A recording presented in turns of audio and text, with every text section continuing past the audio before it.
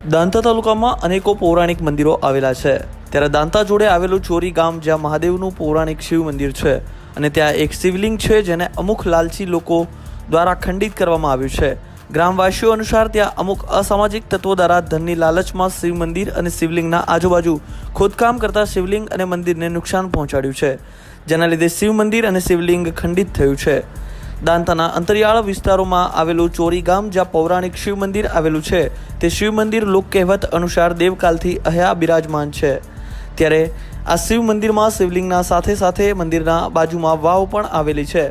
આ વાવ વિશે ગ્રામજનો દ્વારા કહેવામાં આવતું હોય છે કે આ વાવમાં આજ દિવસ સુધી પાણી સુકાયું નથી અને ત્યાં સરસ્વતી નદીનું ઉદ્ગમ સ્થળ પણ આવેલું છે।